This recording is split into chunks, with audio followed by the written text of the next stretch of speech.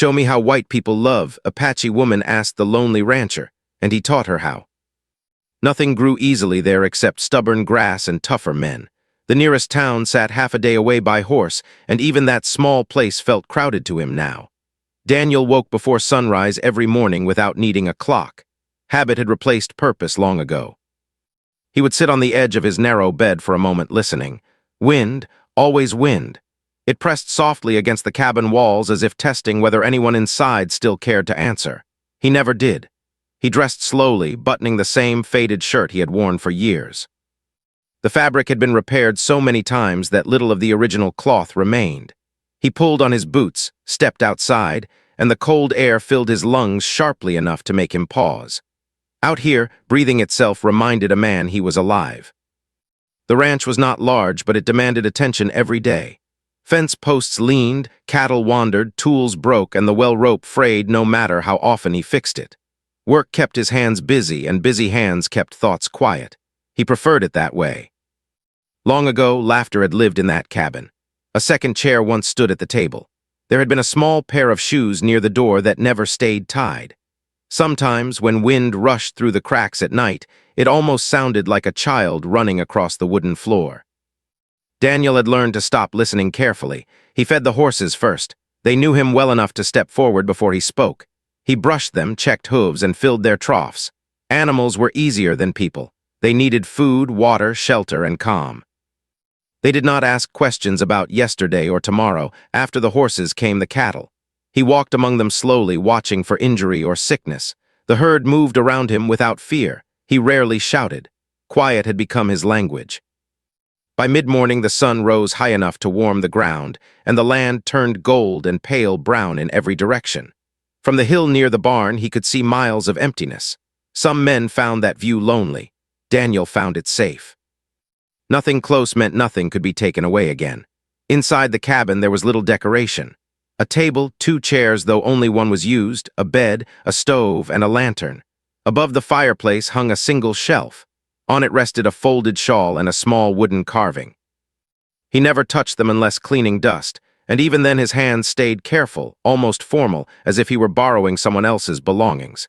He ate the same meal most days, bread, beans, sometimes dried meat. Before eating, he bowed his head out of habit.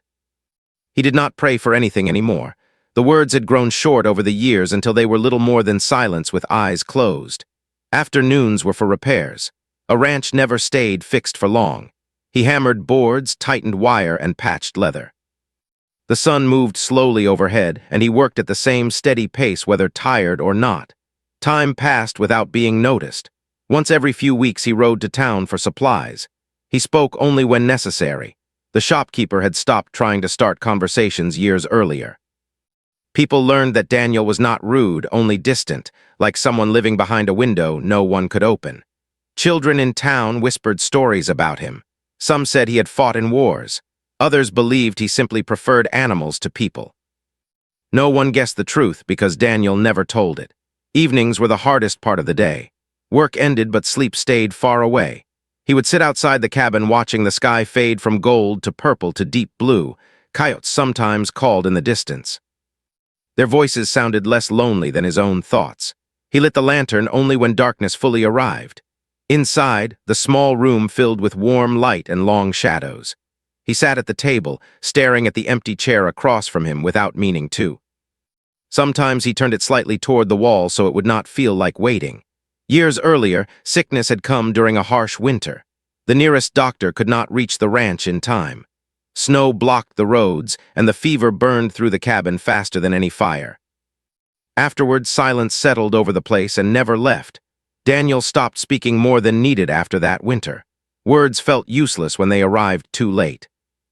Night after night, he followed the same routine. Eat, clean the dishes, check the door, put out the lantern, lie awake listening to the wind. He slept lightly and woke often, though nothing ever changed.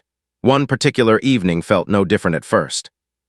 The sky had been unusually still at sunset, and the air carried a faint smell of distant rain that never arrived. Daniel finished repairing a broken gate and walked back toward the well with an empty bucket. The ground there stayed softer because of spilled water over the years. He lowered the bucket, drew it up, and turned to head inside. That was when he noticed the marks. They were faint, almost hidden in the dust, but they did not belong to cattle, horse, or boot. Smaller, bare. A pattern of toes and heel pressed into the earth beside the well. Daniel stood motionless for a long moment. Travelers rarely passed this far from the road. Strangers did not come without reason. The tracks circled once near the water and then faded toward the hills where brush grew thicker. He scanned the horizon carefully. Nothing moved except grass in the wind. For the first time in years, the silence around his ranch felt different, not empty, but waiting. He set the bucket down slowly and rested his hand near the doorframe, not out of fear exactly, but awareness. Someone had been there. Recently, close enough to hear the creak of his gate if it opened. He did not sleep much that night. Every sound carried meaning. Every shifting board felt like a message. The wind pressed against the cabin again, yet now it seemed less like weather and more like breath. Daniel lay awake staring into darkness, listening to the quiet he had trusted for so long, realizing it was no longer his alone. Daniel rose before the sun again, though this time he had barely slept. The faint footprints near the well had stayed in his thoughts all night. Many times he almost stepped outside with the lantern, but each time he stopped himself. Whoever had come had not knocked, and that meant they did not want to be seen. Morning light slowly spread across the land. The cold air felt sharper than usual. He opened the door carefully and stood still for a moment, listening before moving. Nothing greeted him except wind brushing through dry grass. He walked toward the well first. The marks were still there, clearer now in the soft light. Small bare feet. Not a child's, the stride was longer but lighter than any grown man's step. They moved toward the barn and then faded behind it. Daniel's jaw tightened slightly. Someone had walked around his ranch while he slept. He checked the horses next. All were calm, but one shifted nervously, turning its head toward the back of the stable. Animals noticed things people missed. He stepped slowly across the dirt floor, boots quiet against the ground. Behind a stack of old hay bales, something moved. At first he thought it was a coyote that had slipped inside for warmth. But then he saw a hand, thin, trembling, gripping the wooden beam. He stopped where he stood. A woman slowly pulled herself into view. Her dark hair was tangled with dust, and her clothes were worn from long travel.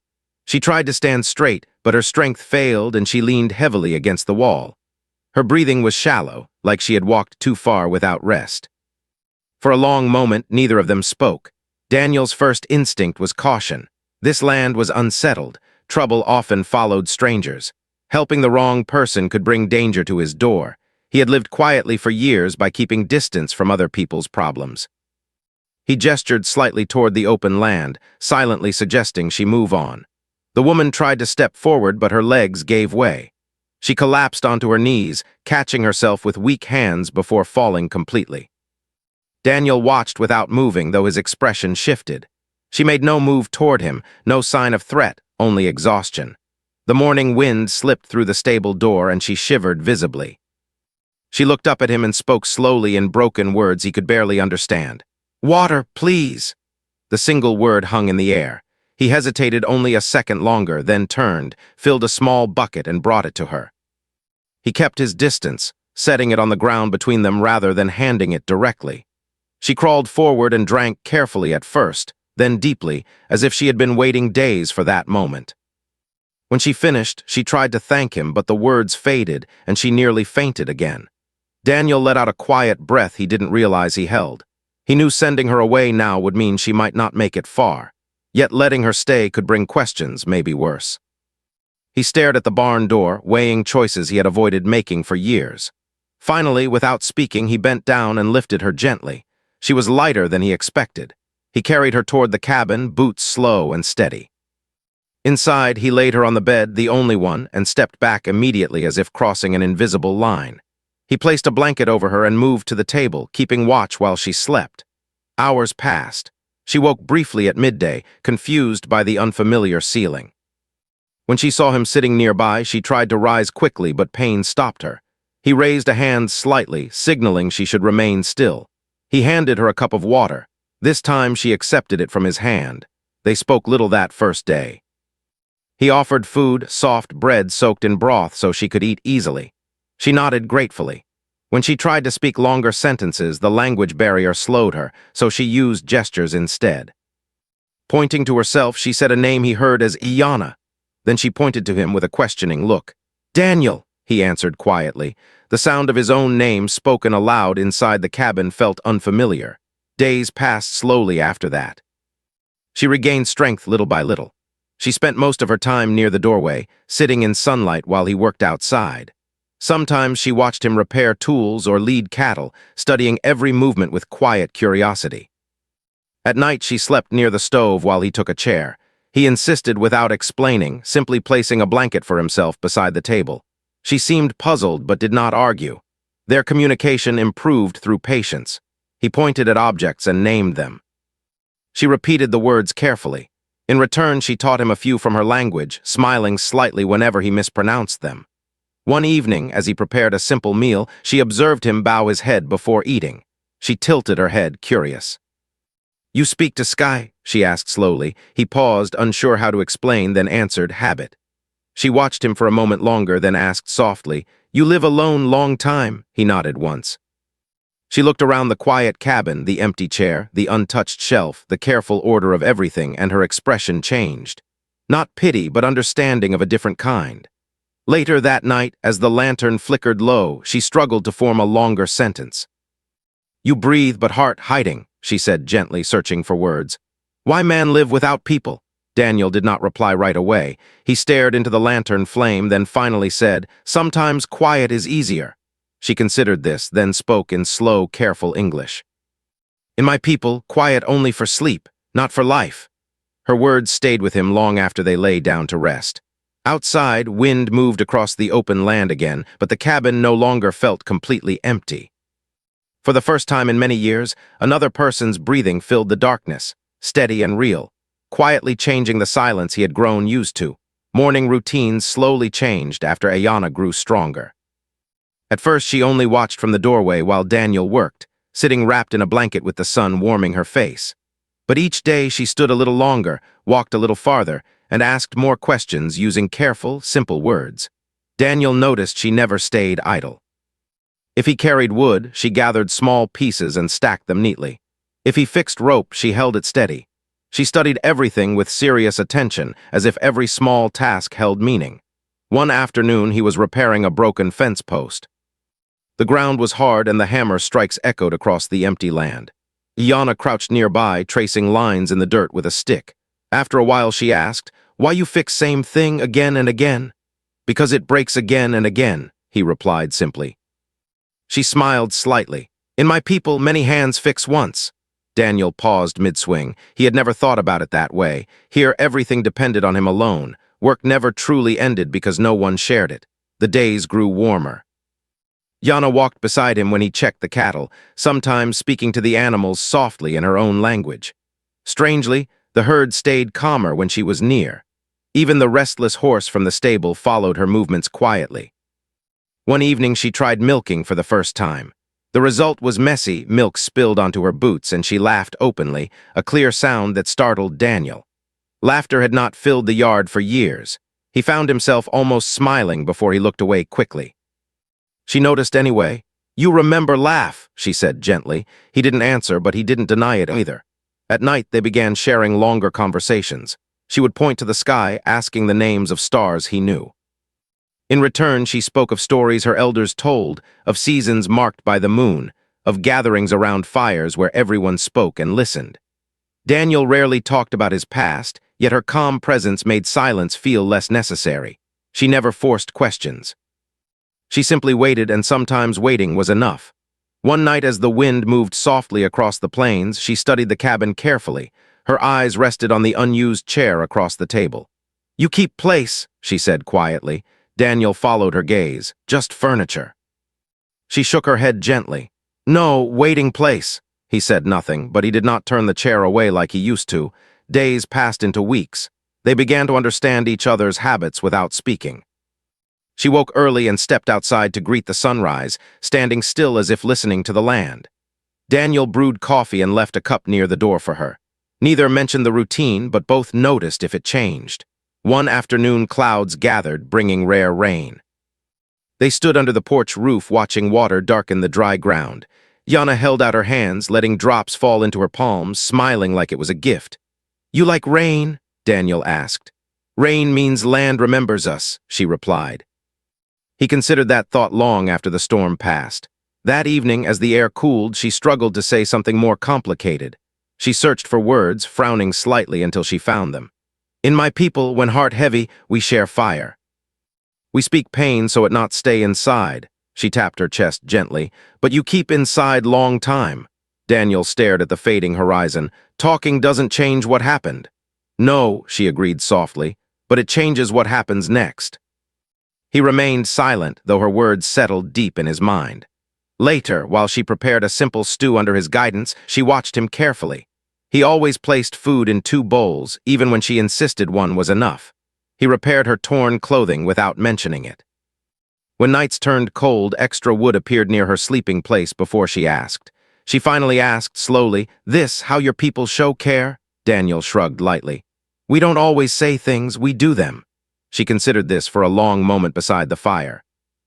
"In my people, we say and do," she answered. "Heart must hear and see." He looked at her, unsure how to respond. The lantern flickered between them, casting warm light across the wooden walls. Outside, coyotes called in the distance, but the sound no longer felt lonely. After a long quiet, she spoke again, carefully forming each word. "Show me how white people love." Daniel did not react immediately. The question felt larger than language. He had spent years avoiding that subject, burying it beneath routine and work. He looked toward the shelf above the fireplace. The folded shawl rested there, untouched for years. Dust had gathered lightly along its edges. Slowly, almost uncertainly, he stood and took it down. His hands paused for a moment before bringing it to her. Without explanation, he draped it over her shoulders. Yana's eyes widened slightly, sensing the weight of the gesture. The fabric was warm despite its age, carefully preserved. "You give important thing," she said softly. Daniel nodded once. "It kept someone warm before. It should still be used." She held the shawl gently, understanding more than his words explained. In her culture, gifts carried memory, and memory carried trust. She did not thank him loudly. Instead, she placed her hand over her heart and bowed her head briefly, a quiet sign of respect. They sat by the fire without speaking for a long time. For Daniel, the cabin felt different that night. Not louder, not crowded, simply alive in a way he had forgotten. The past had not disappeared, but it no longer felt locked behind a closed door. Outside, the wind moved softly across the open land, and for the first time in many seasons, the silence felt shared rather than empty. The change came quietly, the way most trouble did on open land. For several weeks, life followed a gentle rhythm. Yana walked stronger each day, helping with simple chores and learning more words. Daniel noticed he no longer checked the empty horizon as often. The ranch no longer felt like a place he guarded, it felt like a place he lived. Then one morning the horses reacted before he saw anything. They lifted their heads together, ears turned toward the far hills. Yana noticed it too. Animals listened to distance better than people. Daniel shaded his eyes and looked out across the pale ground. At first he saw only heat waves rising in the air.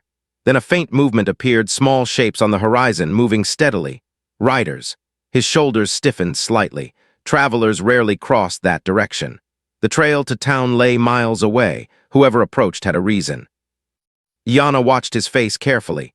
"Not traders?" she asked. "No," he replied quietly. "Wrong direction." They waited in silence. The shapes slowly became clearer, several horses moving in a loose line. Daniel felt the familiar weight of caution return. A ranch alone on open land could not ignore visitors. He turned to her. "Stay inside." She understood the tone even if the words were simple. She stepped back toward the cabin door but did not close it fully. Instead, she watched through the narrow opening. The riders came closer until their outlines sharpened. They were not townsfolk. Their clothing and gear showed they had been traveling far. They slowed near the edge of the property, scanning the land carefully. Daniel walked forward to meet them, stopping several steps away from his fence. His posture remained calm but firm, hands visible at his sides. One of the riders greeted him with a nod. Their words were clear but cautious. They were searching for survivors from a recent conflict far from there. Some people had scattered during the chaos and fled across the plains. The group asked if he had seen anyone passing through. Daniel answered truthfully but carefully. No one crossed the road. It was not a lie. She had come from the hills, not the road. The riders studied him for a moment longer. Their eyes moved across the ranch, the barn, the well, the quiet yard. Nothing seemed unusual. After a brief pause, they thanked him and turned their horses away, continuing toward the distant valley. Daniel remained still until they disappeared completely. Behind him, the cabin door opened slowly. Yana stepped out, her expression serious. "They look for my people," she said softly. He nodded once. She gazed toward the horizon where the riders vanished. "More will come." Her words proved true sooner than expected.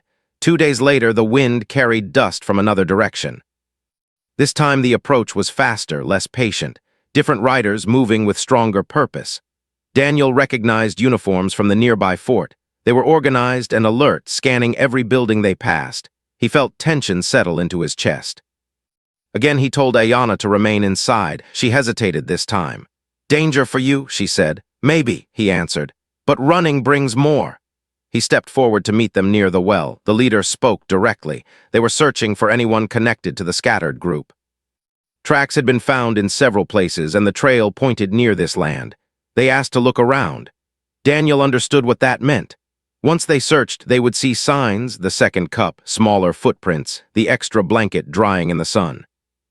For a moment, the years of living quietly urged him to step aside and avoid risk. Silence had protected him before. It would be easier. He looked back at the cabin door. Inside was the first person he had allowed close since the winter that changed his life. He faced the riders again. "No one here but me," he said calmly. His voice stayed steady, though his hands tightened slightly. They studied him carefully. One rider dismounted and walked around the yard, checking the stable and water trough. Daniel watched but did not interfere. Every step felt longer than the last. The rider paused near the porch, noticing the second cup resting beside the door. He picked it up, examining it. Daniel spoke before the question formed. "I keep spare. Visitors sometimes pass." The rider looked toward the empty land around them, doubtful but uncertain. At that moment, the sky shifted. Wind rose suddenly, pushing dry dust across the ranch in strong gusts. The air thickened, blurring distance and stinging eyes. Horses grew restless. The leader glanced upward, realizing a dust storm was forming quickly. Traveling in it would be difficult. After a short exchange among themselves, they decided to move on before visibility worsened. They mounted again.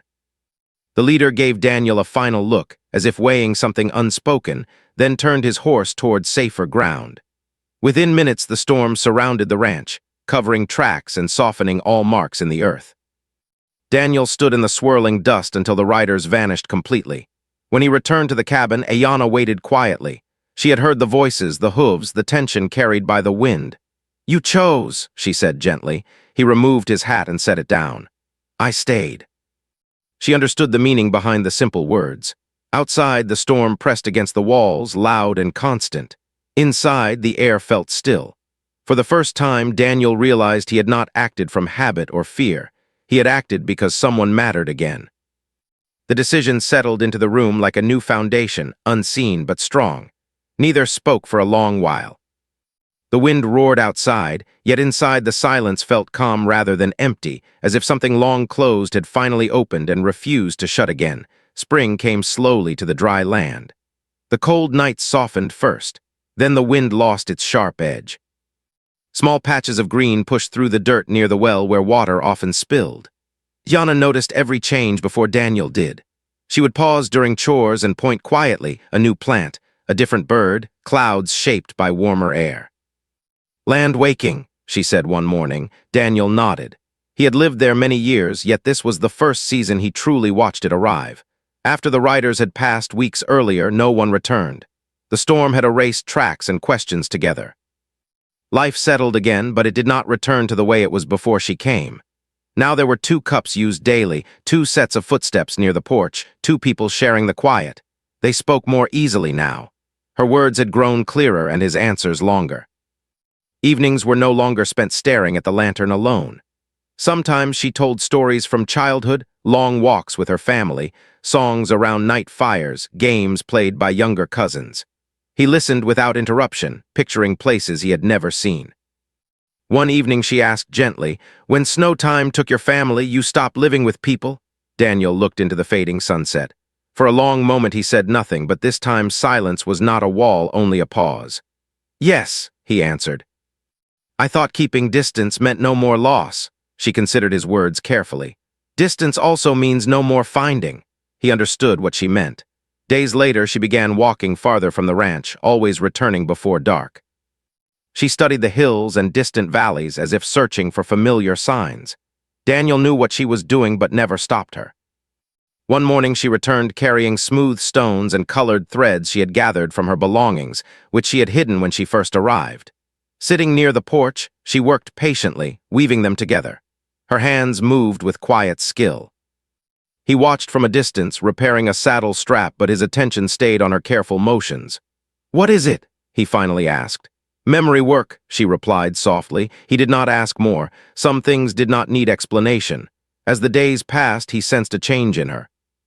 She stood longer facing the open land at sunrise. Her eyes followed birds traveling north. Her steps slowed near the edge of the property as if measuring distance. He knew before she spoke. That evening, as golden light spread across the plains, she sat across from him at the table, the chair no longer turned away. "My people, some alive," she said gently. "I feel it. They go where river bends far west. I must go also." The words were calm, yet they filled the cabin heavily. Daniel rested his hands on the table. He had expected this since the day she arrived. Still, hearing it made the room feel larger and quieter again. "You're strong enough now," he said. She nodded but did not smile. "This place safe, but not my path," he understood. The ranch was where she healed, not where she belonged. They spent the next days preparing without speaking much about the coming goodbye. He packed food carefully, dried meat, bread, a filled water skin. He checked the stitching on her boots twice, though they were already secure. She mended his worn coat in return, strengthening seams he had ignored. On her final night, the sky was clear and filled with stars. They sat outside instead of inside, the lantern left unlit behind them. After a long quiet, she held out the small object she had been weaving, a bracelet made of beads and thread, with the smooth stones tied carefully along it. "In my people, this means family bond," she said softly. "Not owned, not lost, always remembered." He took it slowly, studying the careful work. "Thank you." She then touched the shawl still around her shoulders. "This kept me warm when spirit cold. I carry its memory." He shook his head gently. "Keep it." She looked surprised. "It yours?" "It was," he answered. "Now it helped you, that matters more." Her eyes softened with quiet understanding. Before sunrise, she prepared to leave. The land was gray with early light, and the air held the calm of beginning day. Daniel stood beside the porch while she secured her pack. No long speeches came, neither needed them. At the edge of the yard, she paused. For a moment it seemed she might say something more, but instead she placed her hand over her heart, the same respectful gesture she had used the night he gave her the shawl. "You remember living," she said gently. He nodded. "Because you came." She turned and walked toward the distant hills. Her figure grew smaller with each step until morning light blended her into the horizon. Daniel remained standing long after she disappeared. The ranch felt quiet again, but not empty like before. The wind moved across the land as always, yet it no longer sounded endless. He looked down at the bracelet in his hand and tied it around his wrist. Days passed. He rode to town more often now, sometimes staying longer than necessary. He helped repair a neighbor's broken gate without being asked. When travelers stopped by the well, he offered water and brief conversation instead of silence. The second chair at his table remained in place. Some evenings he still sat outside at sunset, watching the same wide land. But now he noticed colors he once ignored, orange fading to violet, birds crossing the sky, the sound of distant life. He understood something new. Love was not only staying beside someone forever. Sometimes it was meeting, changing, and letting them walk their own road while carrying part of each other forward. The door of the cabin stayed open more often after that spring, and the man who once trusted only silence began trusting the world again.